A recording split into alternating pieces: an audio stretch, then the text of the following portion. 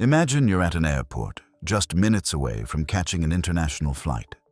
The teller at the exchange counter hands you a crisp stack of US $100 bills. They feel right. The paper has that distinct, reassuring weight. The ink has that subtle, raised texture you can feel with your thumb. Benjamin Franklin's portrait, the tiny border, the watermark. It all looks perfect. There's absolutely nothing to suggest anything is wrong. But later, that same bill ends up in another city, maybe in a hotel lobby or a high-end boutique. This time, it's held up to the light for just a second longer. The employee squints, holding their breath. Then, their face freezes.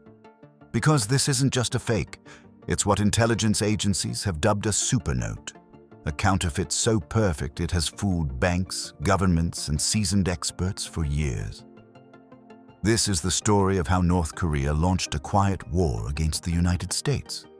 Not with missiles or armies, but with America's own money. It's a story of espionage, state-sponsored crime, and financial warfare that pushed the world's most trusted currency to the brink. This isn't just a tale of common criminals. It's a story of how a nation, crippled by sanctions and cut off from the world, decided to forge the very currency that held the global economy together. To understand how they nearly pulled it off, you have to know about the shadowy organization at the heart of it all. A clandestine department known only as Office 39. Buried deep within the machinery of the North Korean state, this entity has one job: generate hard currency for the regime by any means necessary. And their most audacious, most profitable, and most dangerous enterprise was creating the perfect counterfeit dollar. To really get why a nation would take on such a massive and risky operation, we have to go back to the end of the 20th century. The year is 1991. The hammer and sickle flag is lowered over the Kremlin for the last time. The Soviet Union, North Korea's longtime patron, its economic lifeline and its ideological big brother, has collapsed. For the isolated regime in Pyongyang, this was a cataclysm. Overnight, the flow of subsidized oil, cheap goods, and critical aid that had propped up North Korea's command economy simply vanished. The country was plunged into a deep crisis. Its factories, built to run on Soviet energy, ground to a halt. Its farms, heavily dependent on Soviet fertilizer, failed. The result was a devastating famine in the 1990s, a period North Koreans call the Arduous March, where hundreds of thousands, maybe even millions of people starved to death. The regime, under Kim Jong-il, was facing an existential threat. Cornered, sanctioned, and abandoned, Pyongyang was desperate. The government needed a way to fund its military, keep the elites loyal, and hold on to power. It needed a steady supply of the one thing it had almost none of: hard currency, specifically the US dollar. The dollar was, and still is, the lifeblood of international trade, used for everything from oil deals to arms trafficking. Without it, North Korea wasn't just poor, it was paralyzed. It was in this desperate moment that a radical solution was born. According to intelligence reports and high-level defectors, Kim Jong-il saw counterfeiting not just as a crime, but as a form of economic warfare. It was a way to hit back at the United States, his main adversary, while solving his regime's dire money problems. If North Korea couldn't earn dollars legally, it would just print its own. This wasn't a spur-of-the-moment idea. It was a state-level directive. The goal wasn't to make cheap fakes that might pass in a dark bar. The goal was to create a counterfeit so perfect it could be injected directly into the global financial system. The plan was incredibly audacious and required a level of sophistication far beyond any normal criminal organization. It required the full resources of a state. The first truly high-quality fakes started surfacing around 1989, even before the Soviet Union had fully dissolved.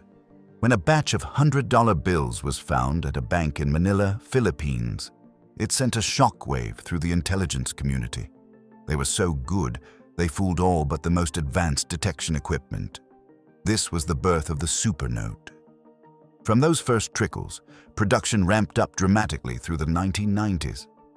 While the U.S. Secret Service identified at least $45 million in supernotes, this is widely seen as a conservative figure.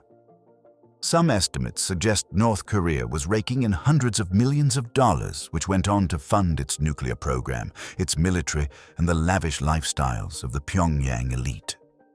The stage was set for a decades-long shadow war, fought not on battlefields, but in forensic labs and the back alleys of international crime. To wage this secret war, North Korea needed a secret factory. The PA operation was run by Office 39, the shadowy organ of the Workers' Party of Korea, founded in the late 1970s. Office 39 isn't a government ministry. It's more like the Kim family's private slush fund manager.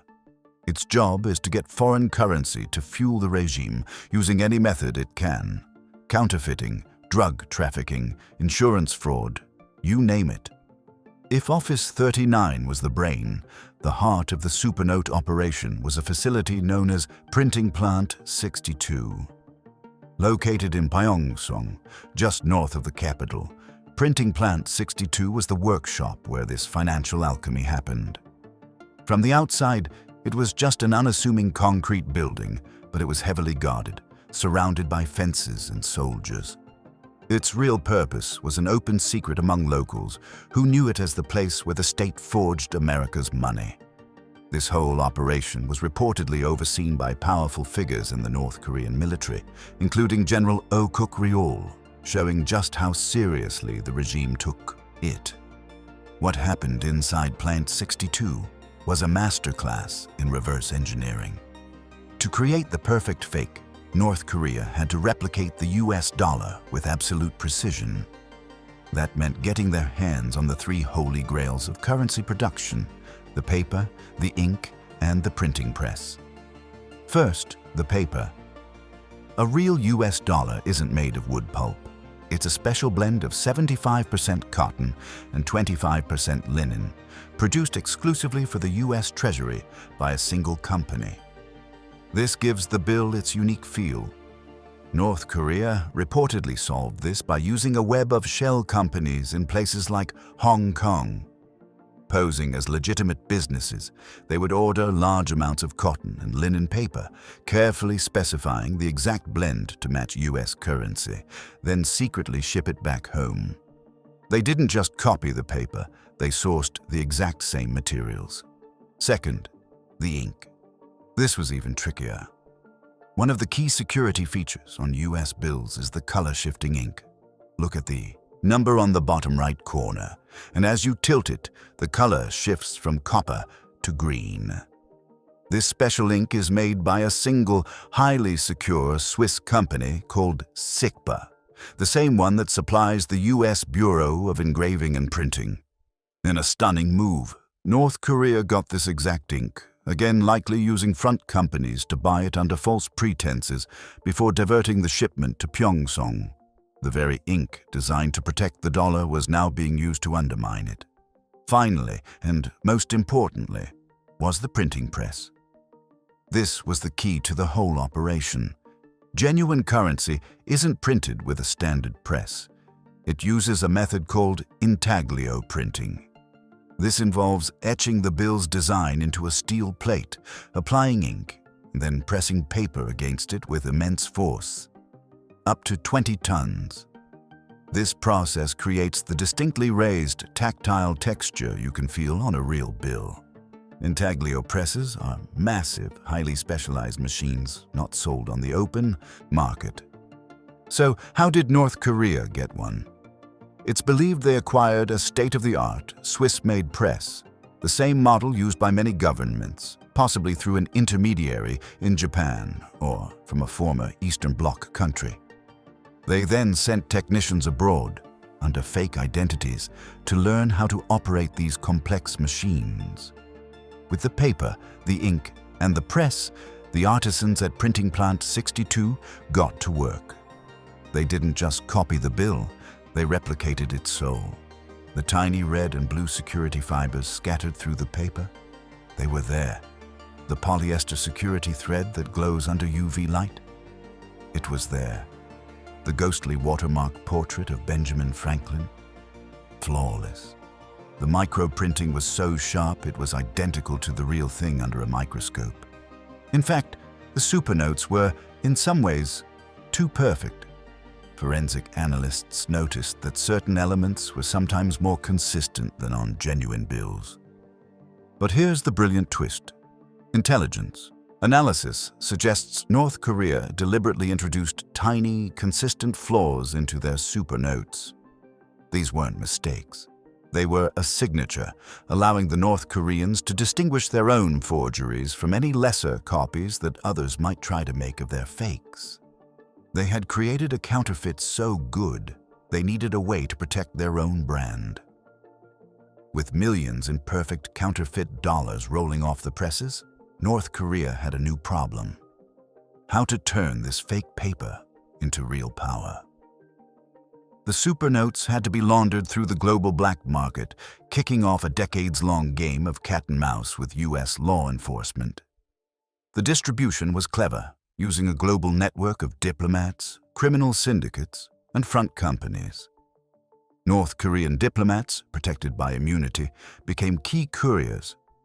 In one famous case, cash bundles at the North Korean embassy in Moscow were allegedly mixed with Supernotes at a 1-to-1 ratio before being sent to other countries. For bigger shipments, Office 39 partnered with the underworld. They sold Supernotes at a huge discount, as low as $10 to $40 for a fake $100 bill, to groups like the Chinese triads and Russian mobsters. These groups would then launder the cash. A favorite spot was Macau, the gambling capital of Asia. A gangster could feed thousands in Supernotes into a slot machine, play a little, and then cash out with a ticket for clean, legitimate casino money. A Macau-based bank, Banco Delta Asia, was even accused of knowingly accepting large deposits of Supernotes before the US Treasury shut them out of the US financial system in 2005. As the flood of Supernotes grew, US authorities realized they were facing a unique threat. This wasn't some small-time criminal. It was a hostile state attacking the integrity of their currency. The US response was just as complex as North Korea's network. The first defense was detection. The Secret Service and Treasury invested heavily in forensic tech, creating a library of Supernotes and identifying their tiny, intentional signatures. They found patterns in the serial numbers, tracing different batches back to specific production runs. It was a huge task of financial forensics. Armed with this knowledge, they went on offense. The FBI launched sting operations like Operation Smoking Dragon and Operation Royal Charm, infiltrating gangs and seizing millions in fake bills. These operations provided critical intelligence and cut off key supply chains. But the biggest US response was to change the money itself. The Supernote directly led to the most significant currency redesigns in a generation. In 1996, the Treasury released a new big head $100 bill with new security features, including a watermark, a polymer thread that glowed red under UV light, and the first color-shifting ink. It was a direct challenge to Pyongyang. Try to copy this. Incredibly, North Korea did. Within a couple of years, new Supernotes appeared that perfectly replicated the 1996 redesign. They had reverse-engineered the new features and somehow sourced the advanced color-shifting ink. The cat-and-mouse game had reached a new level. This forced the US to go even further. The $100 bill you see today, released in 2013, is a direct result of this shadow war. It contains a host of advanced security features, most famously the 3D security ribbon, a blue strip woven into the paper with tiny images of bells and 100 ESES that seem to move as you tilt it. Each new feature is a battle scar from the fight against the Supernote.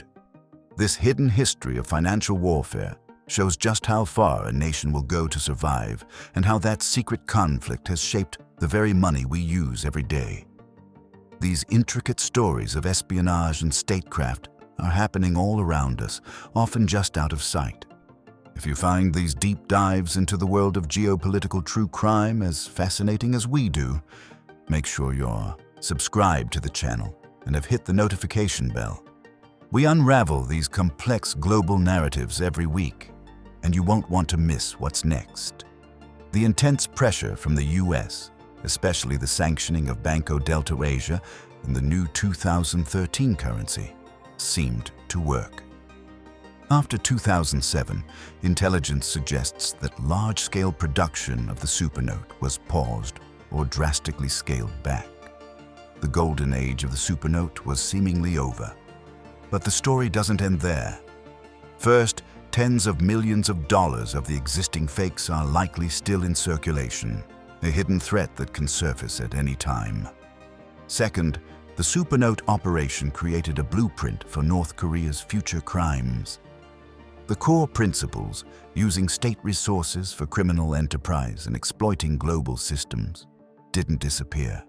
They just evolved. Office 39, a master of adaptation, shifted its focus to a new frontier: cybercrime. Today, North Korea's primary illicit income is believed to come from hacking, including the infamous Lazarus Group's multi-million-dollar cryptocurrency heists. They've traded printing presses for keyboards, but the goal is the same: get hard currency to fund the regime. It's also worth noting that while the US government has consistently blamed North Korea, Pyongyang has always denied it. Some observers have even questioned whether the DPRK truly had the technical skill for such perfect forgeries.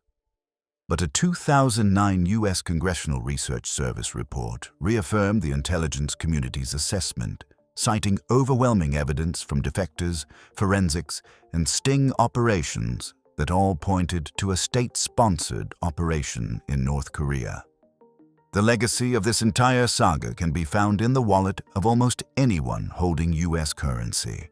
The battle against counterfeiting is a relentless tech arms race. As we speak, the next chapter is already being written. The US government has a new series of banknotes planned to stay ahead of counterfeit threats. Starting with a redesigned $10 bill planned for 2026, a whole new family of notes is scheduled to roll out over the following years, including a new $50 in 2028, a $20 in 2030, and a new $100 in 2034.